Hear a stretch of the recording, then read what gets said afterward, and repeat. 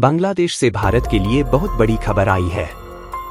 भारत समर्थक शेख हसीना ने बांग्लादेश के प्रधानमंत्री पद से इस्तीफा दे दिया है। आरक्षण के बहाने शेख हसीना को सत्ता से हटाने के लिए कई देशों ने जो प्लान बनाया था वह सफल हो गया है। बांग्लादेश में जबरदस्त दंगों के बीच शेख हसीना का हेलीकॉप्टर त्रिपुरा के अगरतला में उतर गया। आपको बता दें कि बांग्लादेश में जो कुछ हो रहा है उसका निशान शेख हसीना नहीं बल्कि भारत है। बांग्लादेश में ठीक वही हो रहा है जो पिछले साल श्रीलंका में हुआ था। 20 लाख से ज्यादा लोगों की भीड़ बांग्लादेश प्रधानमंत्री के आवास में घुस गई तो फोन की चोरी की। यह तस्वीर भारत के लिए बेहद खतरनाक है। वीडियो में आपको बताएंगे कि बांग्लादेश के रास्ते भारत पर कौन से बड़े हमले की तैयारी हो रही है। दरअसल बांग्लादेश में भारत के खिलाफ 3 देशों का एक बड़ा षड्यंत्र चल रहा है।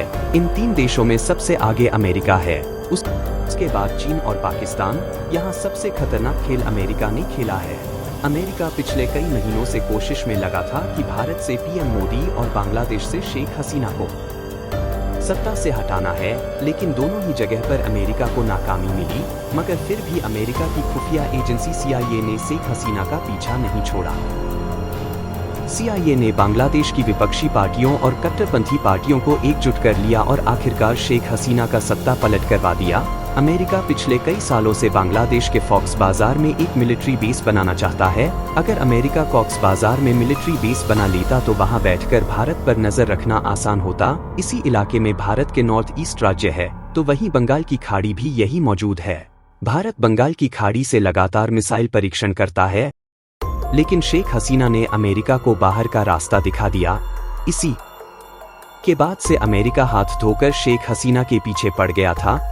खुद शेख हसीना कई बार बोल चुकी है कि अमेरिका उनकी सरकार गिराना चाहता है और अब शेख हसीना की बात सच साबित हो गई है। आप अमेरिका की खुफिया एजेंसी CIA की प्लानिंग देखिए कि आज बांग्लादेश के लोग उन्हें आज़ादी दिलाने वाले मुजीबुर रहमान की ही मूर्ति तोड़ रहे हैं। उनकी बेटी शेख हसीना को देश से भाग चुके हैं। बहरहाल कुछ एक्सपर्ट का यह मानना भी है कि बांग्लादेश में चीन और पाकिस्तान का भी एक बड़ा षड्यंत्र चल रहा था।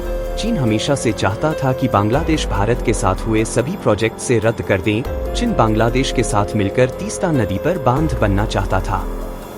इसी बांध को लेकर हाल ही में शेख हसीना ने पहले पीएम मोदी और उसके बाद शी जिनपिंग से मुलाकात की थी।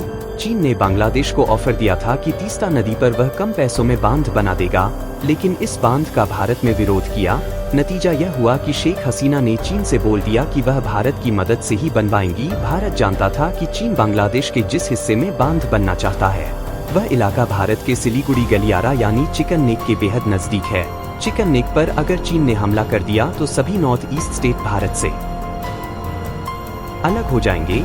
इसी डर से भारत ने शेख हसीना को साफ साफ बोल दिया कि तीस्ता नदी पर बांध वही बनाएगा। चीन बांग्लादेश में पाकिस्तान की ISI का नेटवर्क भी मजबूत करने में जुड़ा हुआ था। वैसे तो ISI बांग्लादेश में अंदर तक घुसी हुई थी, लेकिन शेख हसीना के आने के बाद बांग्लादेश से ISI नेटवर्क खत्म होना शुरू हो गया था। चीन और पाकिस्तान जानते हैं कि बांग्लादेश का एक बड़ा हिस्सा भारत से लगता है। जम्मू कश्मीर के मुकाबले बांग्लादेश से भारत में घुसपैठ करना ज्यादा आसान है।